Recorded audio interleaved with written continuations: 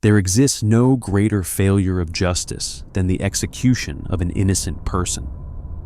Throughout American history, men and women have been strapped to electric chairs, laid on execution gurneys, and put to death for crimes they did not commit.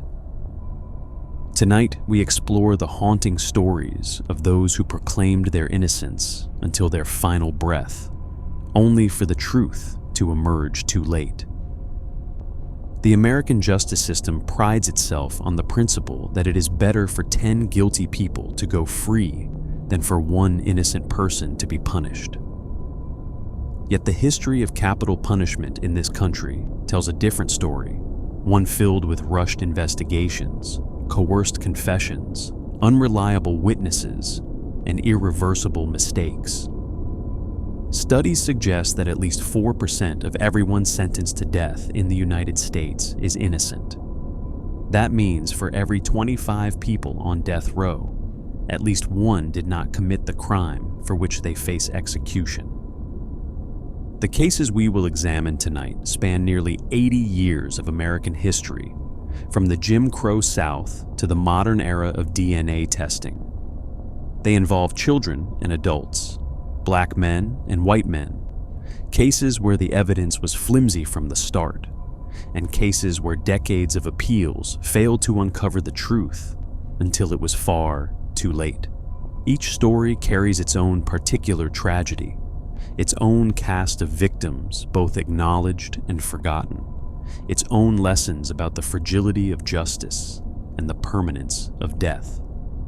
It was a spring afternoon in 1944 in the small town of Alcolu, South Carolina, the kind of place where everyone knew everyone and the railroad tracks that cut through town served as more than just a route for passing trains. Those tracks divided the world into two separate realities, one side for white families and the other for black families, each living within shouting distance of the other, but separated by an invisible wall of segregation that had stood for generations. On the black side of those tracks, in a modest company house with a chicken coop out back, lived the Stinney family. George Junius Stinney Sr. worked at the local sawmill, a steady job that kept food on the table for his wife Amy and their children. Among them was 14-year-old George Jr., a slight boy who stood just 5 feet 1 inch tall and weighed no more than 95 pounds. He had a quiet disposition and gentle eyes, the kind of kid who stayed close to home and looked after his younger siblings. March 23rd of that year started like any other day. George Jr. was out with his little sister Amy, who was only 7 at the time, tending to the family cow near the railroad tracks that marked the boundary of their world. The afternoon sun hung low, casting long shadows across the dirt roads when 2 white girls approached them. Betty June Binnicker was 11 years old, and Mary Emma Thames was just 7, about the same age as George's sister. The girls were riding their bicycles, searching for wildflowers called maypops, and they stopped to ask George if he knew where they might find some. George told them he did not know. The girls thanked him and pedaled away, their bicycles kicking up small clouds of dust as they disappeared down the road. It was a brief encounter, lasting perhaps a minute or two, the kind of forgettable moment that happens 1,000 times in small towns everywhere. George and his sister returned to their task of watching the cow, and the afternoon faded into evening. But Betty June and Mary Emma never came home. As darkness settled over Alcolu, a search party was organized. Lanterns bobbed through the woods and fields as hundreds of townspeople called out the girls' names. George Stinney Sr. and his son joined the search, walking alongside their neighbors in the desperate hope of finding the children safe.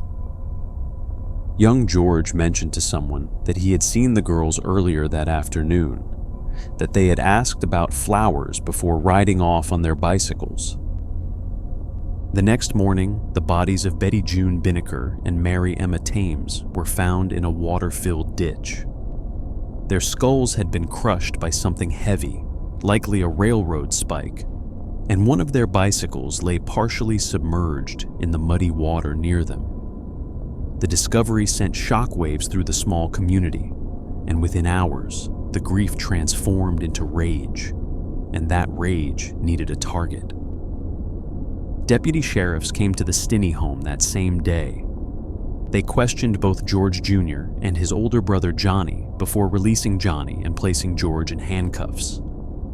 The 14-year-old was taken away, separated from his family, and locked in a small room where he would be interrogated for hours without his parents, without an attorney, and without any witness to what transpired between him and the men who held his fate in their hands. What happened in that interrogation room remains shrouded in claims and counterclaims. The sheriff later announced that George had confessed to murdering the girls, that he had admitted to luring them into the field with the promise of showing them where maypops grew before attacking them with a railroad spike. But there was no written confession, no signed statement, and no recording of any kind.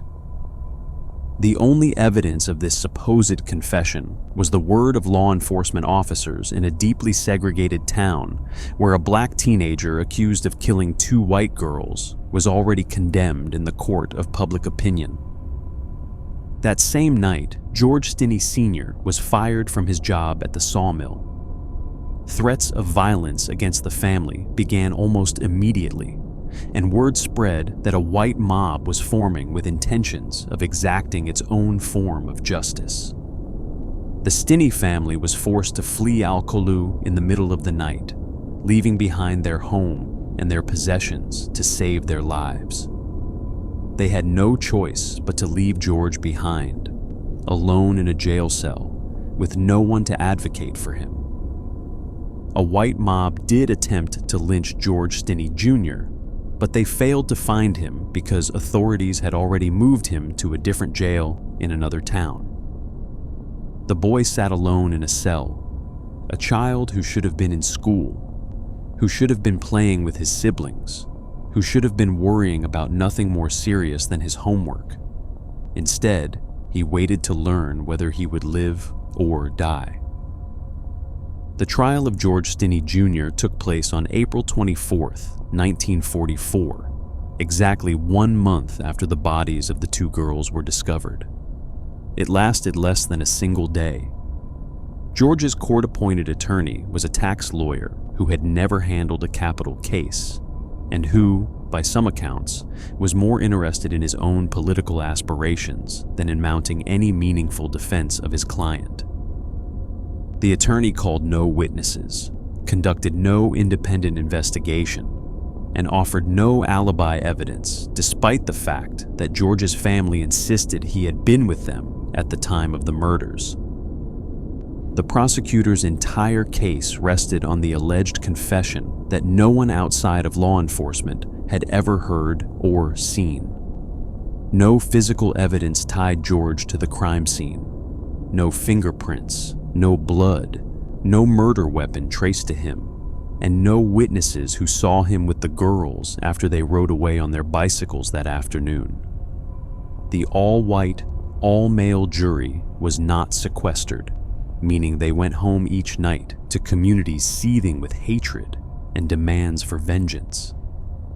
African Americans were not permitted inside the courtroom, so George faced his accusers surrounded entirely by people who looked nothing like him and who had already decided his fate.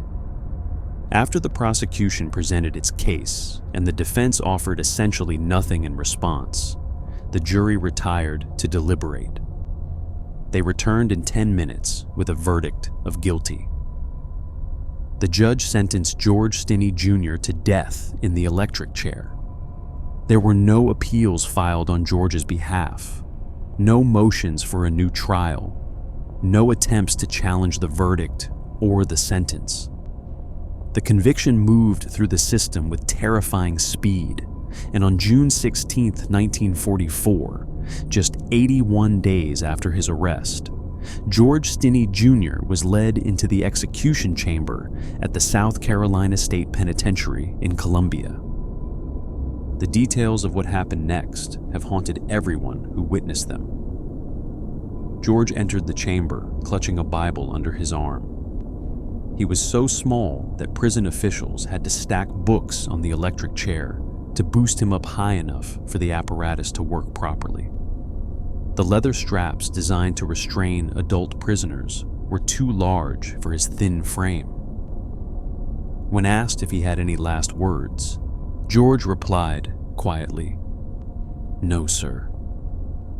The executioner pulled the switch, sending 2,400 volts of electricity through George's small body. But the face mask that had been placed over his head, also designed for a much larger person, slipped off as his body convulsed. Witnesses in the chamber watched in horror as tears streamed down the 14-year-old's face, his eyes wide with terror, his expression frozen in agony. According to some accounts, the first jolt of electricity did not kill him, and the execution had to be repeated before George Stinney Jr. was finally pronounced dead.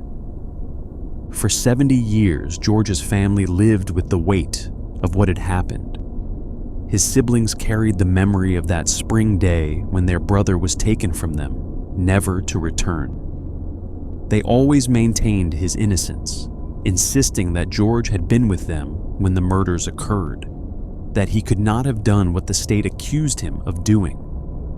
But their voices went unheard, drowned out by the passage of time and the indifference of a legal system that had long since moved on.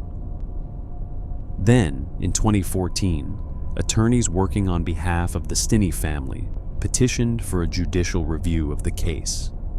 New evidence was presented, including testimony from George's surviving siblings, who were now in their 80s, describing in detail how their brother had been with them that afternoon. An affidavit was introduced from the Reverend Francis Batson, the man who had discovered the girls' bodies in 1944, stating that there was not much blood in or around the ditch, suggesting the girls might have been killed elsewhere and moved to where they were found. Another witness came forward who had been incarcerated with George before his execution and testified that the teenager told him he had been forced to confess and had always maintained his innocence. On December 16, 2014, Circuit Court Judge Carmen Mullen vacated George Stinney Jr.'s conviction. In her ruling, she wrote that George had been denied due process at every stage of his case, from the coerced confession obtained without the presence of his parents or legal counsel, to the complete failure of his attorney to mount any defense, to the rushed trial that provided no opportunity for a fair hearing. She concluded that the execution of George Stinney was a fundamental miscarriage of justice. But the ruling came 70 years too late to save George's life. The youngest person executed in America in the 20th century had gone to his death an innocent child, and nothing could undo that tragedy. The summer of 1949 brought another case of racial injustice to Florida, where 4 young black men would become known as the Groveland Four. Their story would span decades before justice finally, partially, arrived far too late for most of them.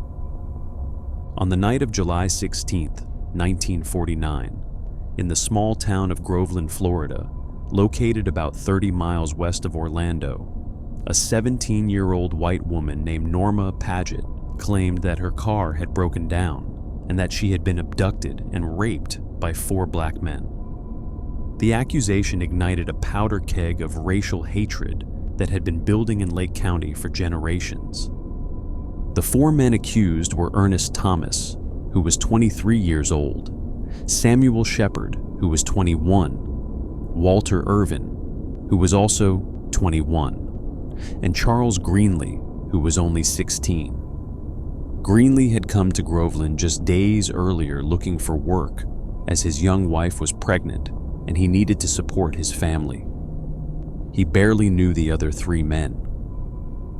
Within hours of Paget's accusation, enraged white mobs descended upon the black neighborhoods of Lake County. They burned homes to the ground, fired rifles into the night, and terrorized black families who had nothing to do with the alleged crime. The violence was so severe that the governor had to call in the National Guard to restore order. Ernest Thomas managed to flee the area before he could be arrested. A massive manhunt ensued, led by Lake County Sheriff Willis McCall, a notorious segregationist who made no secret of his racist views.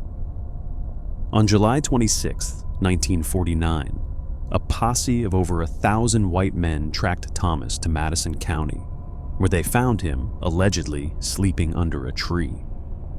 They shot him over 400 times, riddling his body with bullets until he was barely recognizable as human. The 3 surviving men were arrested and subjected to brutal beatings designed to extract confessions.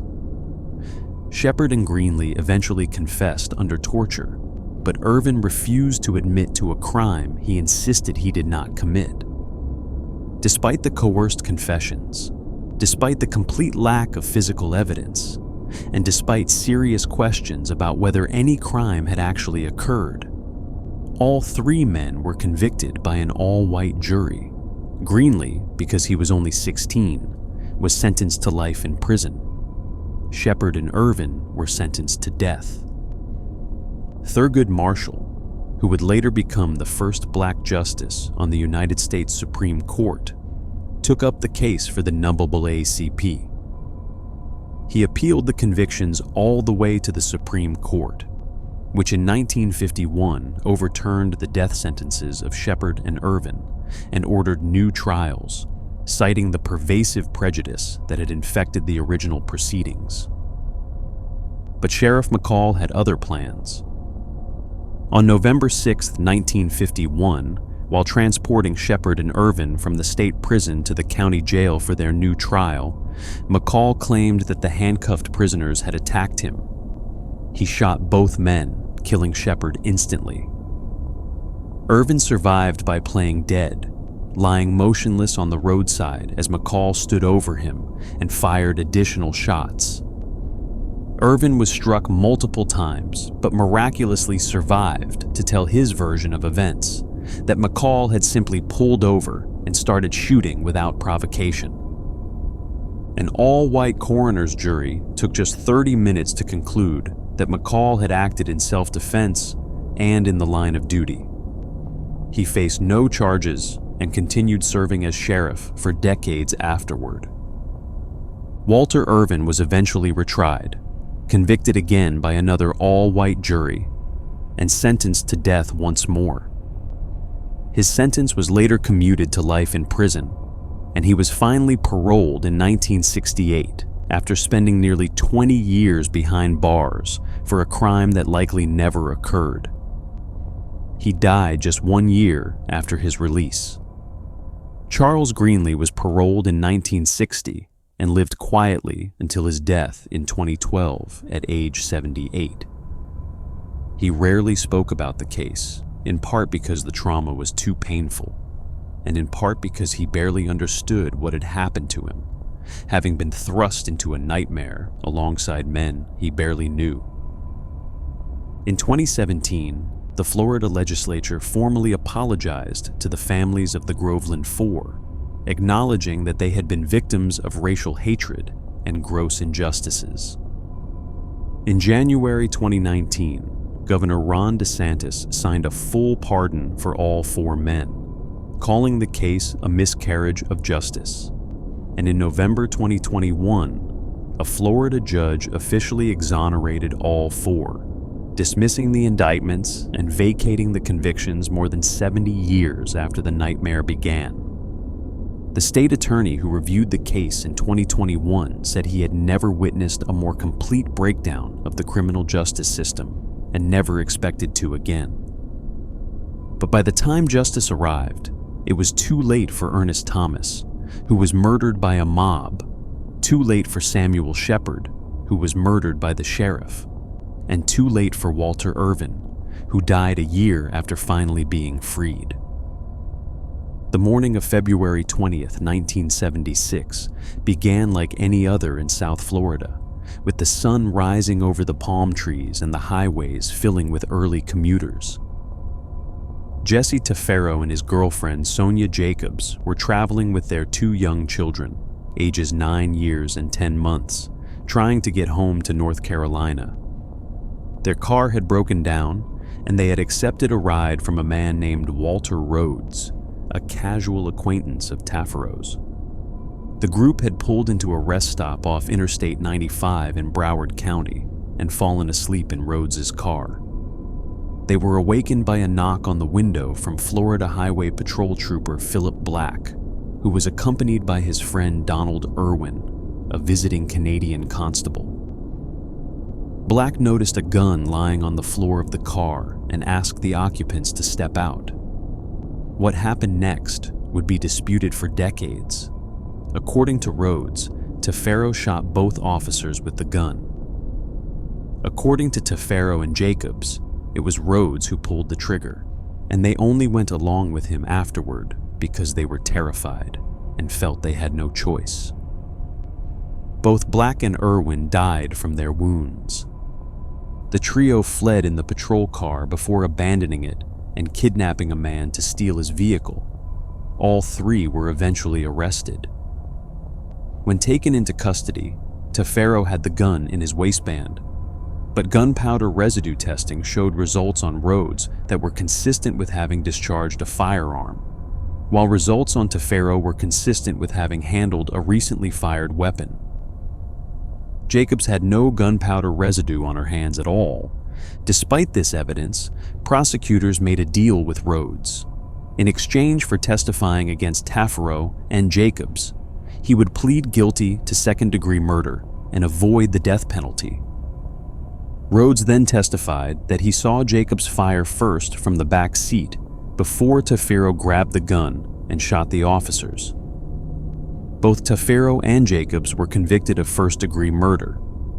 The jury in Jacobs' case recommended a life sentence, but the judge, a former highway patrol trooper known as Maximum Dan, who kept a miniature replica of an electric chair on his desk, overruled the jury and sentenced her to death.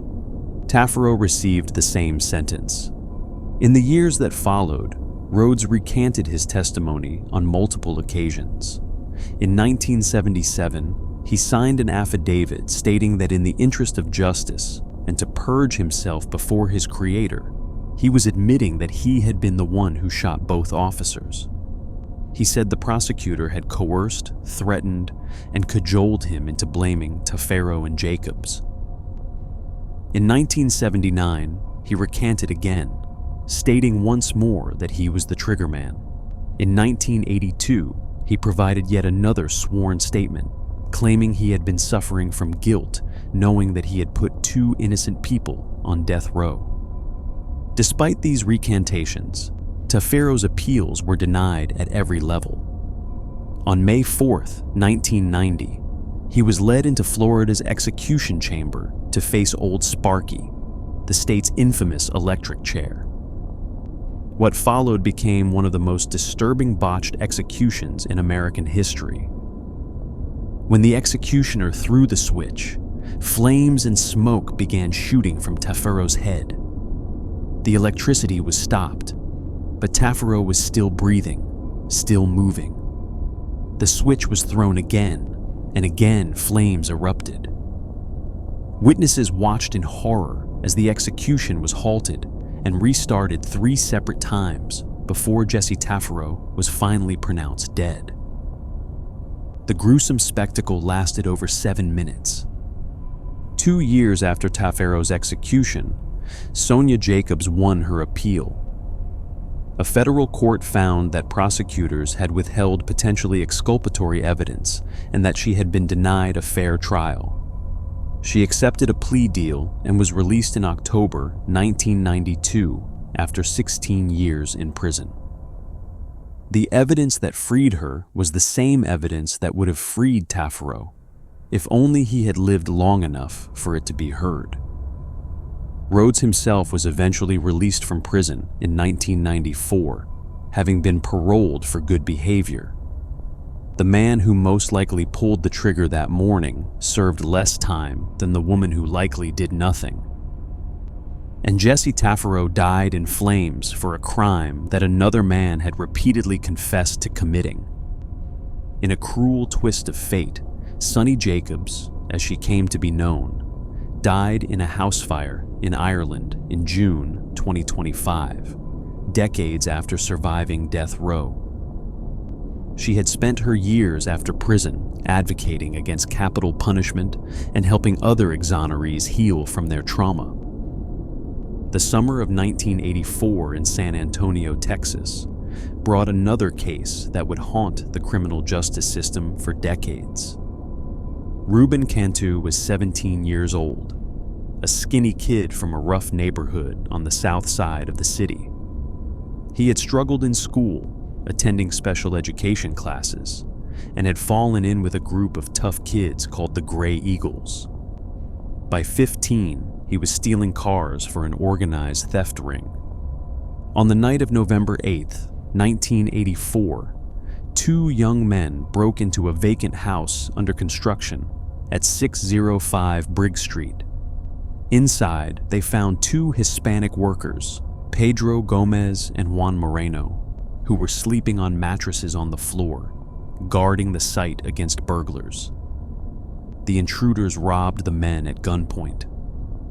When Gomez reached for a hidden pistol, he was shot 9 times. Moreno was also shot multiple times, but survived despite being hit at least 8 times. Ruben Cantu was arrested and charged with capital murder based almost entirely on the identification by Moreno, the surviving victim. But the path to that identification was troubled from the start. According to police records, Moreno was first visited by detectives the day after the shooting while still in the hospital.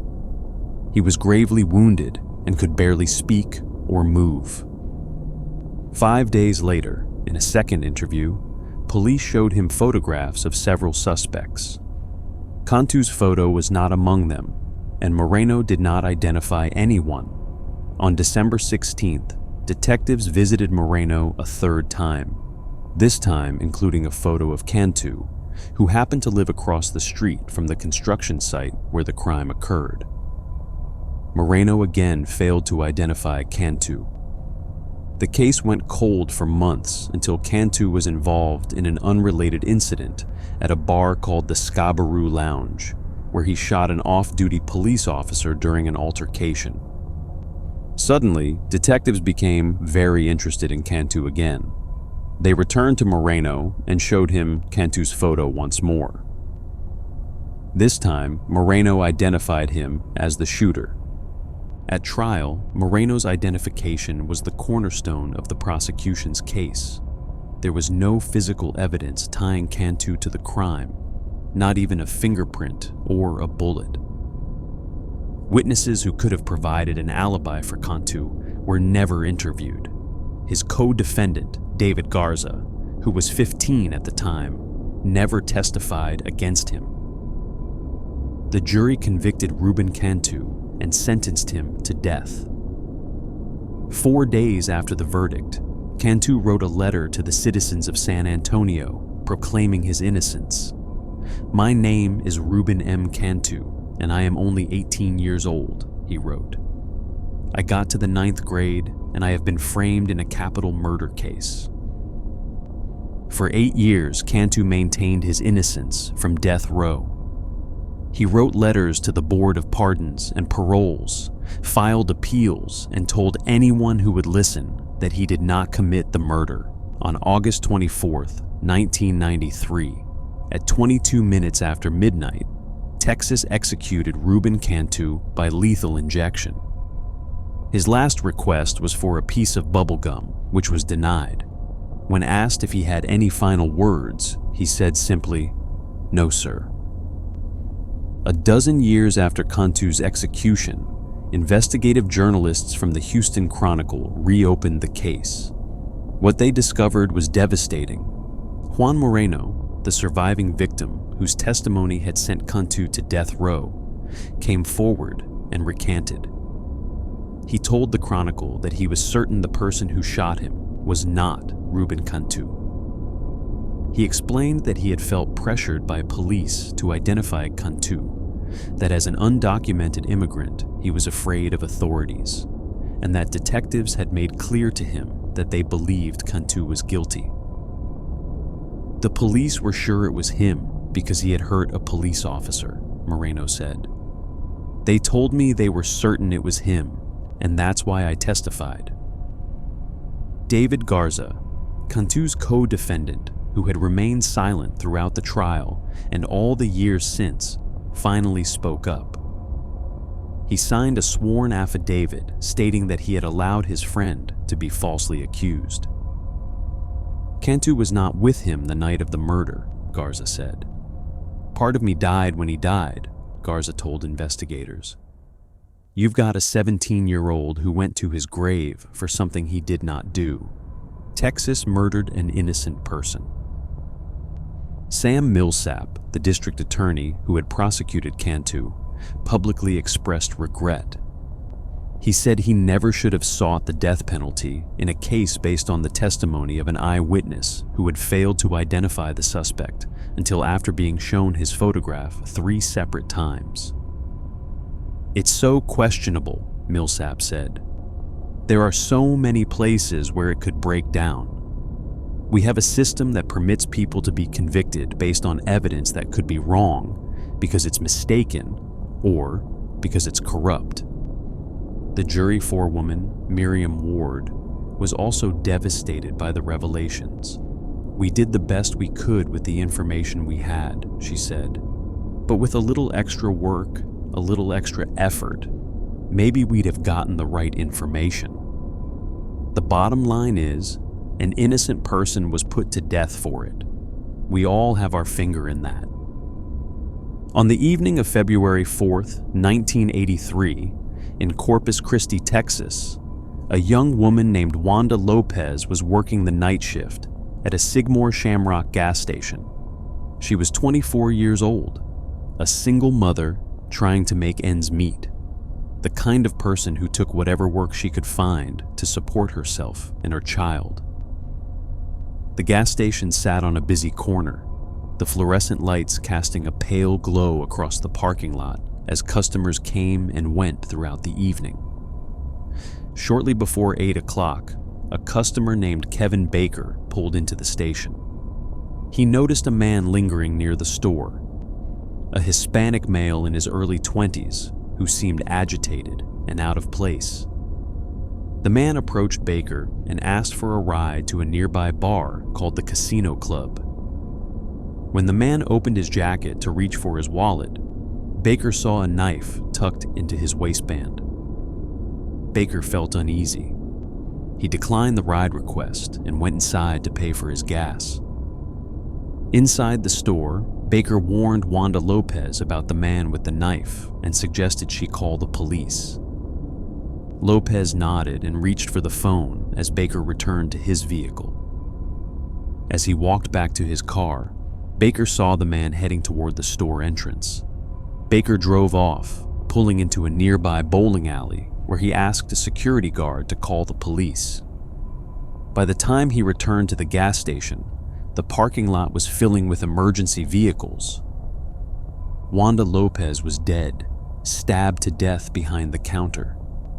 Blood covered the floor, the register, the counter where she had been standing just minutes before. The violence had been swift and savage, the work of someone desperate or deranged, or both. A short time later, police officers patrolling the area spotted a young Hispanic man running through a nearby neighborhood. His name was Carlos de Luna. He was 20 years old, from a poor family in one of the rougher parts of town, the kind of kid who had bounced in and out of trouble without ever committing any serious crime. Police chased de Luna and found him hiding under a pickup truck, shirtless and breathing hard. He was arrested and transported to the station for questioning.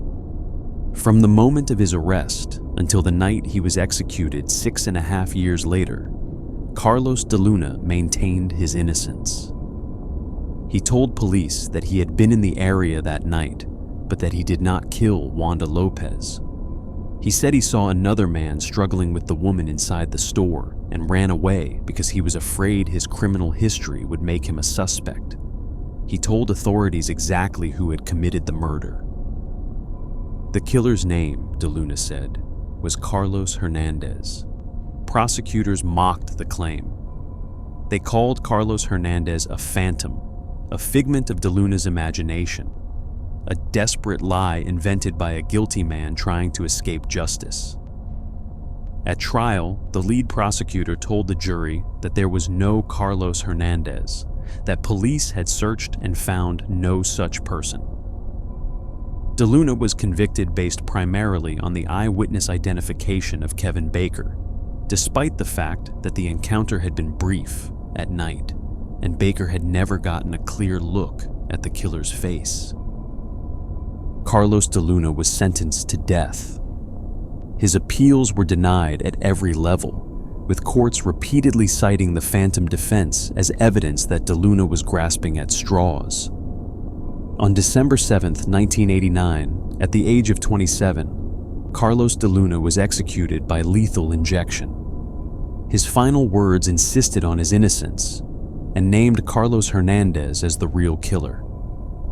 More than a decade later, Columbia Law School professor James Liebman decided to investigate claims of wrongful execution. He was looking for a case to study, one where he could examine every piece of evidence and every witness statement to determine whether the system had failed. He stumbled upon the case of Carlos de Luna almost by accident. What Liebman and his team of students discovered over the next several years was nothing short of staggering. Carlos Hernandez was not a phantom. He was a real person who lived in the same neighborhood as de Luna, who had a long criminal history of violence against women, who was known to carry a lock-blade knife exactly like the one used to kill Wanda Lopez, and who bore such a striking physical resemblance to de Luna that even members of their own families sometimes confused photographs of the two men. The researchers found people who knew Hernandez and who said he had bragged about killing Lopez. 5 separate witnesses told investigators that Hernandez had admitted to the murder and laughed about the fact that his tocayo, his namesake, was going to be executed for a crime he had committed. Hernandez had been arrested as a suspect in another woman's murder years earlier, a killing that involved a large X carved into the victim's back with a knife. Those charges had been dropped. He later served time for stabbing yet another woman with a lock-blade knife, nearly identical to the murder weapon in the Lopez case. The investigators also uncovered evidence that had been suppressed at de Luna's trial. Police radio traffic from the night of the murder showed that officers had chased another man for 30 minutes before arresting de Luna. That man matched the description of what Hernandez was wearing that night, not de Luna. The crime scene was covered in blood, yet de Luna's clothes and shoes, which were examined microscopically, did not have a single speck of blood on them. A bloody footprint was found at the scene that did not match de Luna's shoes. In 2012, Liebman and his team published their findings in a 400-page report that took up an entire issue of the Columbia Human Rights Law Review. Supreme Court Justice John Paul Stevens later stated that Liebman had shown beyond a shadow of a doubt that Texas had executed the wrong defendant. Carlos Hernandez never faced justice for the murder of Wanda Lopez. He died in prison in 1999 from cirrhosis of the liver, taking whatever secrets he had to the grave. December 7, 2000, was a cold day in Texas. Claude Howard Jones, a 60-year-old man with gray hair and tired eyes, was strapped to a gurney in the execution chamber at the Huntsville unit. He had been on death row for 10 years, convicted of the 1989 murder of liquor store owner Alan Hilsendager. Throughout his time in prison, Jones had never stopped proclaiming his innocence. The murder had taken place in November 1989 at a liquor store in San Jacinto County. Hilsendager was shot to death during a robbery. 3 men were involved: Jones, Timothy Mark Jordan, and Kerry Dixon. A father and his 14-year-old daughter, who were working on a car across the street, witnessed part of the incident but could not identify the shooter. The prosecution's case against Jones rested on 2 pieces of evidence.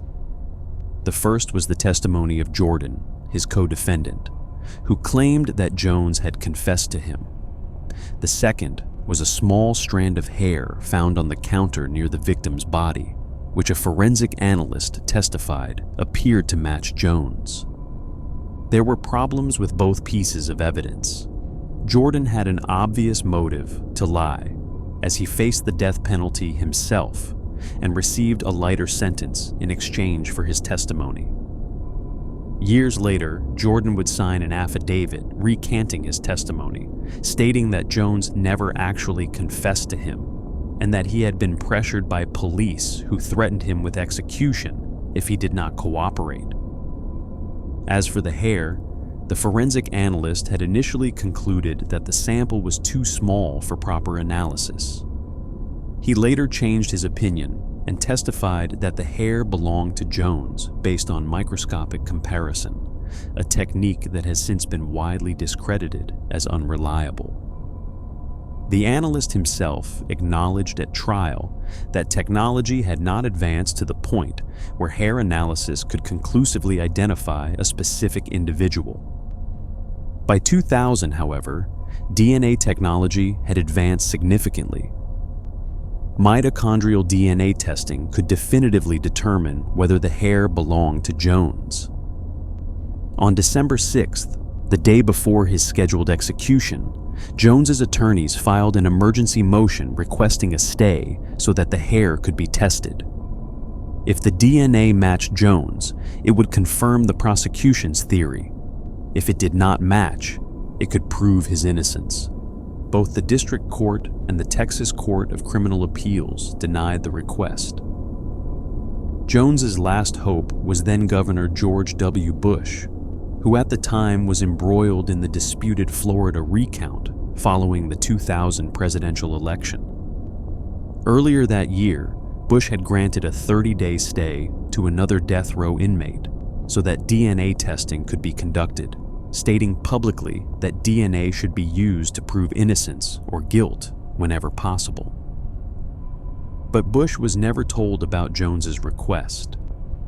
Through a public information request years later, the Innocence Project obtained the 4-page memo that lawyers in the governor's office had sent to Bush, briefing him on Jones's pending execution.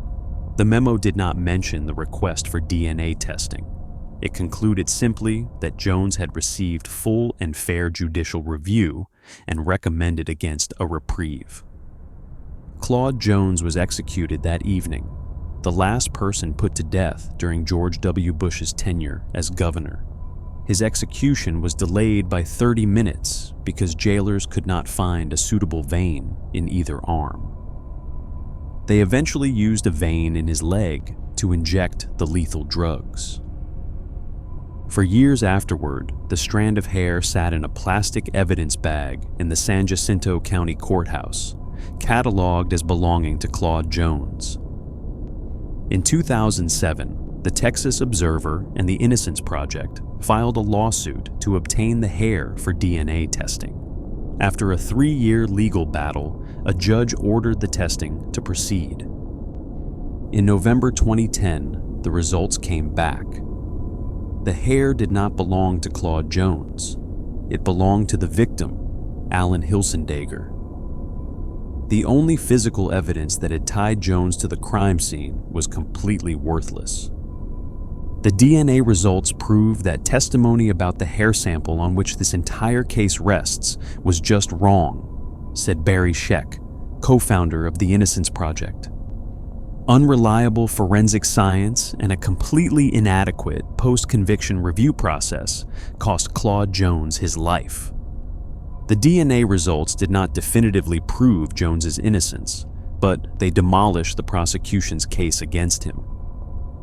Under Texas law, the testimony of an accomplice alone is insufficient to sustain a conviction, which meant that with the hair evidence discredited, there was no legal basis for Jones's conviction at all. But by the time the truth emerged, Claude Jones had been dead for 10 years. On December 23, 1991, a fire broke out in a small wood frame house on West 11th Avenue in Corsicana, Texas. Inside were Cameron Todd Willingham and his wife Stacy, along with their 3 young daughters, 2-year-old twins Carmen and Cameron, and 1-year-old Amber.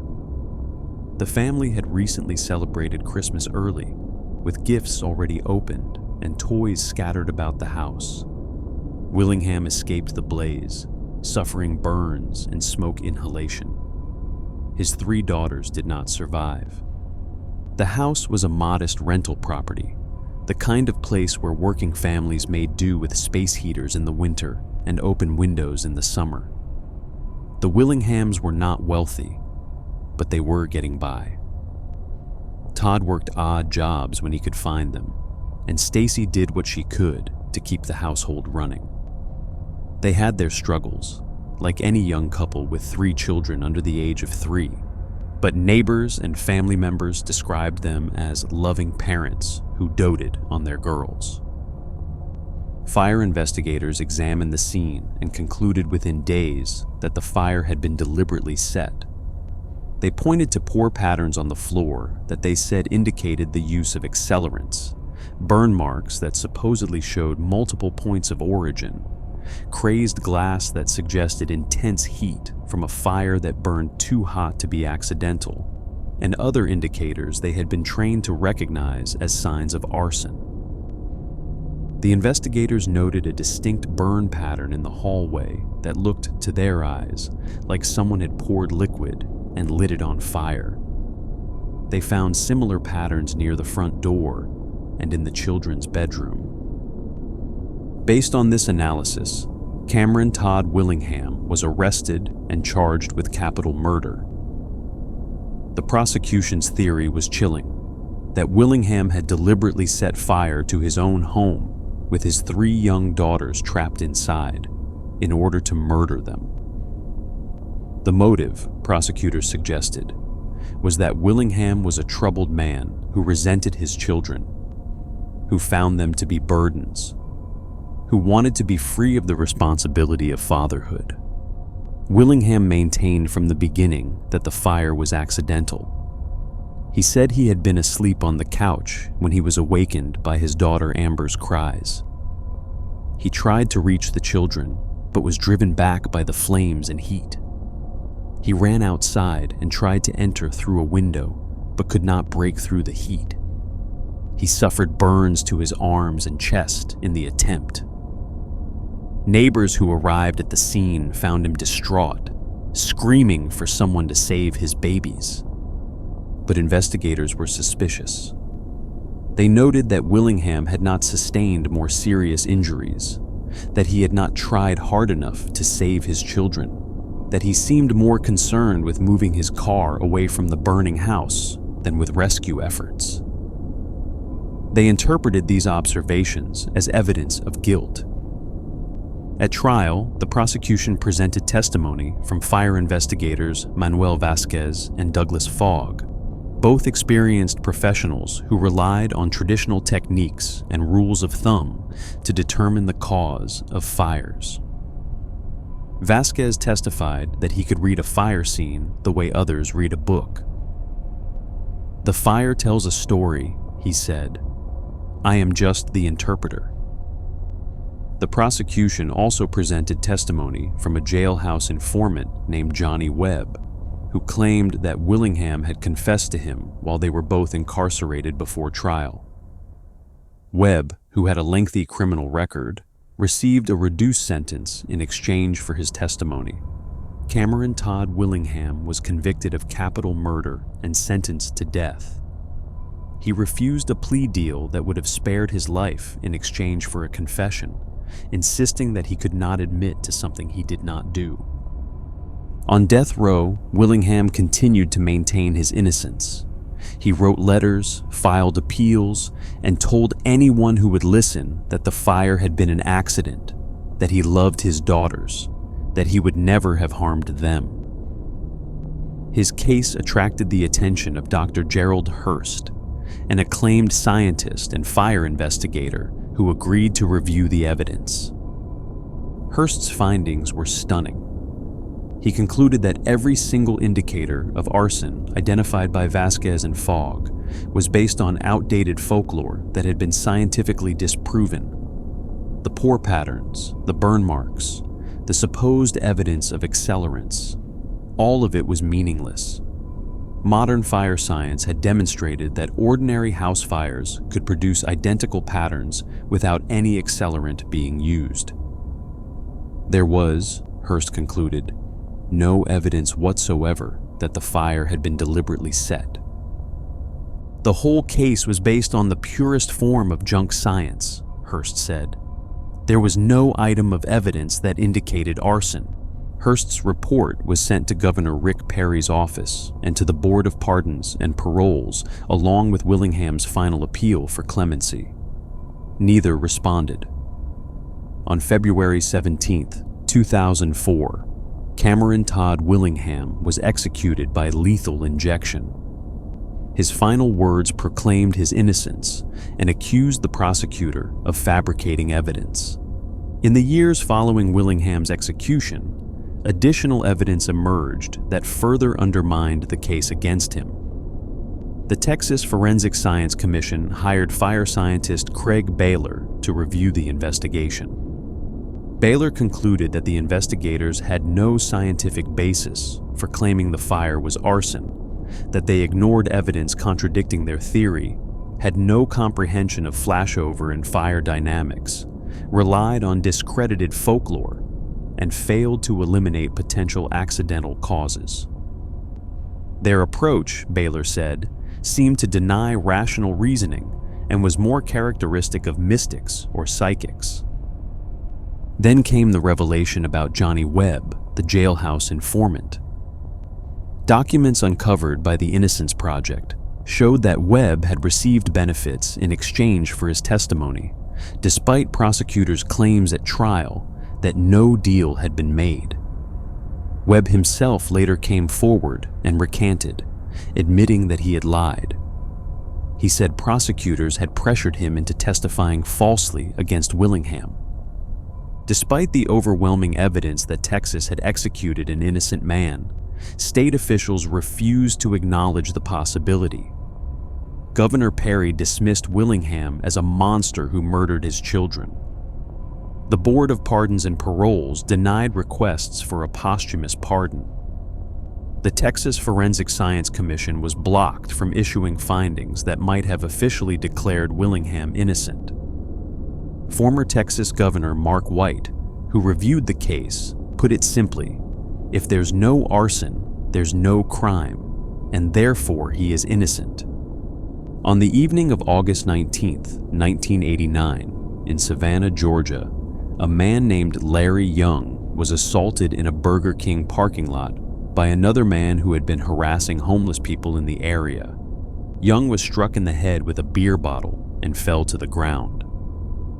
Mark McPhail, an off-duty police officer who was working as a security guard at a nearby bus station, heard the commotion and ran to intervene.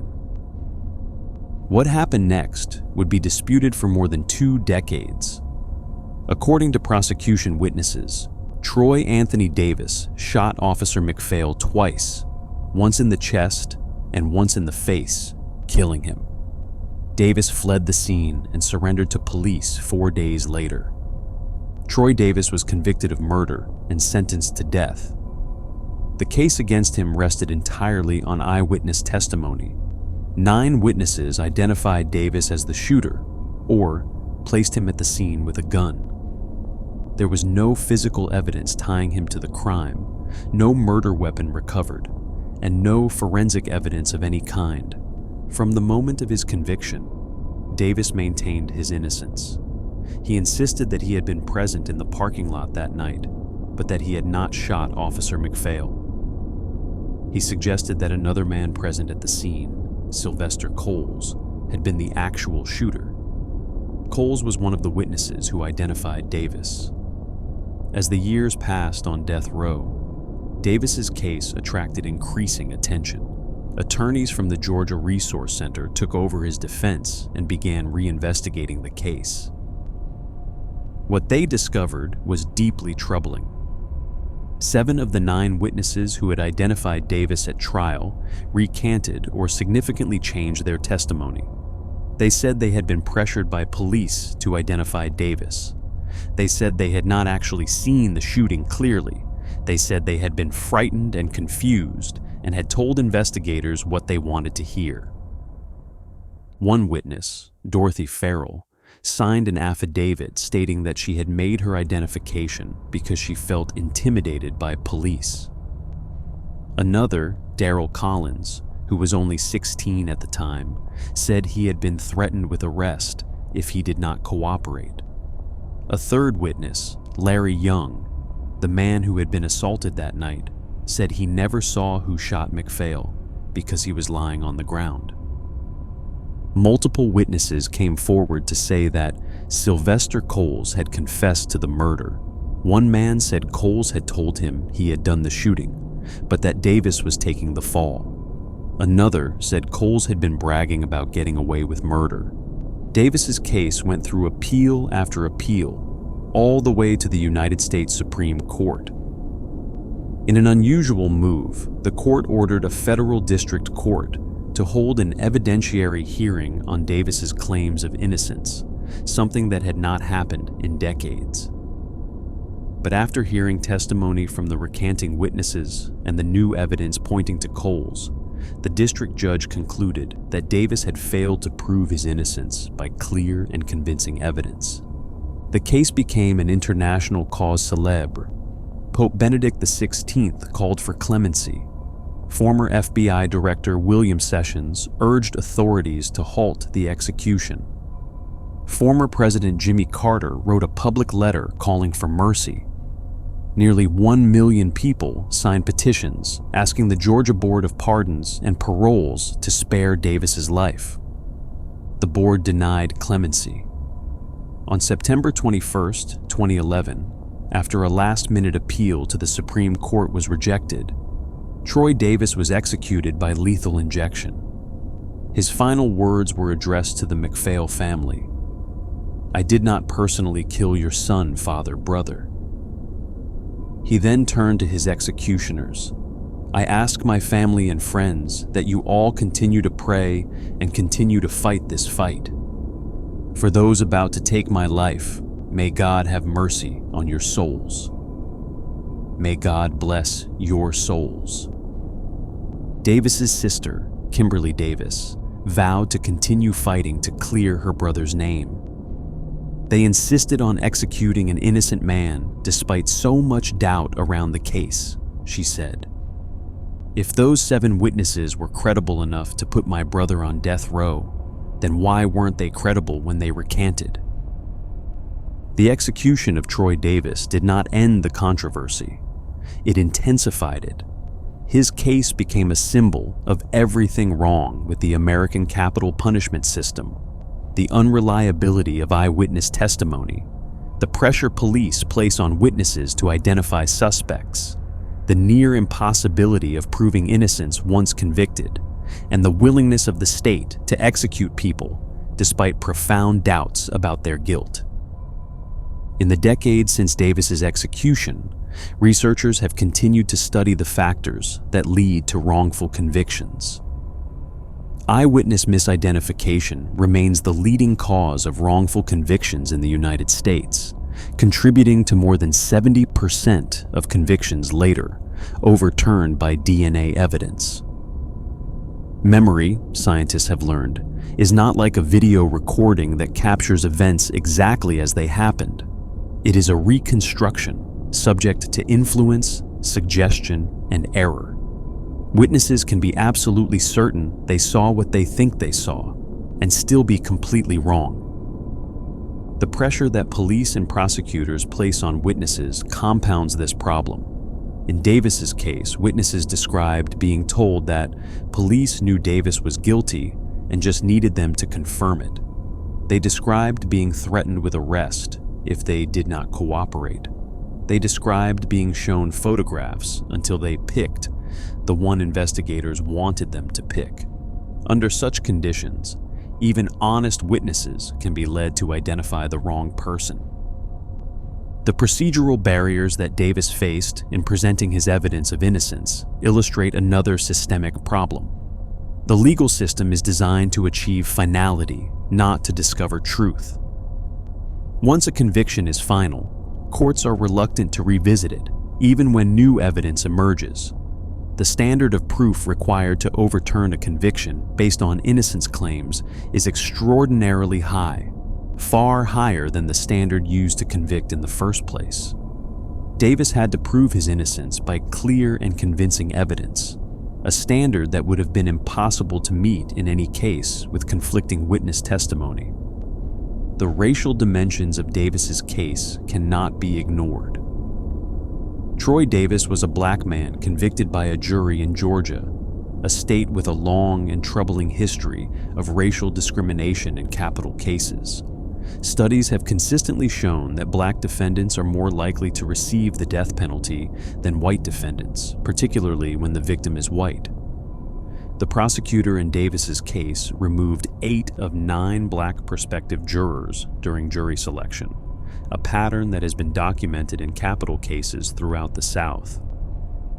In the years since George Stinney walked into that execution chamber with a Bible tucked under his arm, more than 200 people sentenced to death in the United States have been exonerated and released. Researchers estimate that at least 4% of everyone on death row is innocent. For every 8 people executed, 1 other person has been freed after being proven not guilty. The stories we have explored tonight are not outliers. They are symptoms of a system that values finality over truth, speed over accuracy, and vengeance over justice. They remind us that when the state takes a life, there is no appeal, no second chance, and no way to undo the ultimate mistake. Consider what these cases have in common. George Stinney was a black child in the Jim Crow South, convicted by an all-white jury after a trial that lasted a single day. The Groveland Four were black men accused by a white woman, tried by all-white juries in a county where the sheriff openly murdered defendants. Ruben Cantu was a poor Hispanic teenager from a rough neighborhood, convicted on the word of a witness who was shown his photograph over and over until he identified him. Carlos de Luna was another poor Hispanic man, executed while the actual killer walked free and bragged about what he had done. Claude Jones was convicted on hair evidence that DNA later proved was worthless. Cameron Todd Willingham was condemned by forensic science that has since been completely discredited. Jesse Taffaro was executed in flames while the actual shooter received a lighter sentence and was eventually paroled.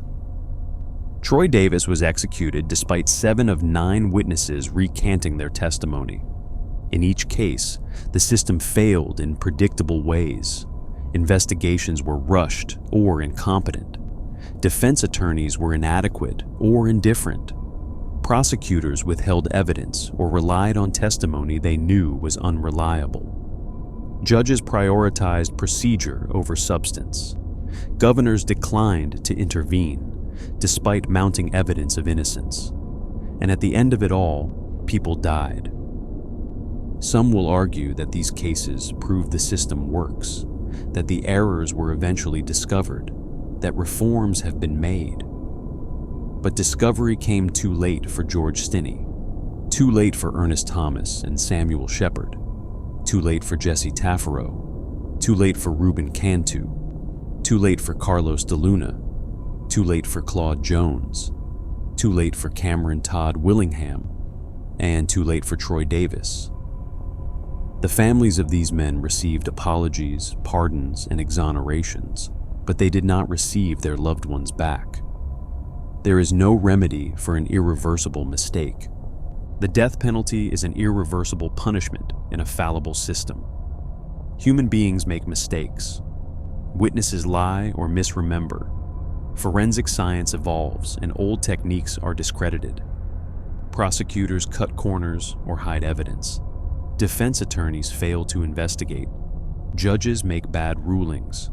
Juries convict based on emotion rather than evidence. Any of these failures can send an innocent person to death row, and all of them together have sent innocent people to their deaths. Tonight, somewhere in America, there are men and women sitting in cells on death row who did not commit the crimes for which they were convicted. Some of them will be exonerated before their execution dates arrive. Others will not be so fortunate.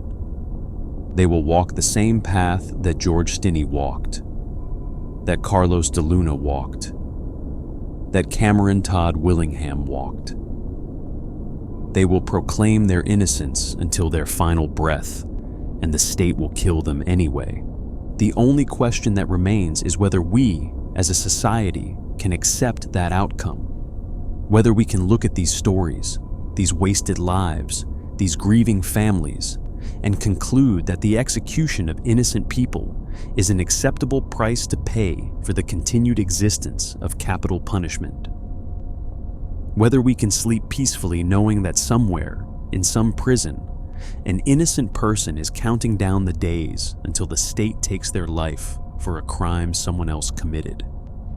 For George Stinney, for the Groveland Four, for Jesse Taffaro, for Ruben Cantu, for Carlos de Luna, for Claude Jones, for Cameron Todd Willingham, for Troy Davis, and for all the others whose names we may never know, the time for justice has passed. But for those still waiting on death row, there may yet be hope, if only we choose to seek it. If these stories have moved you, please consider subscribing to the channel and sharing this video with others. Your support helps us continue telling the stories that need to be told. Until next time, rest well.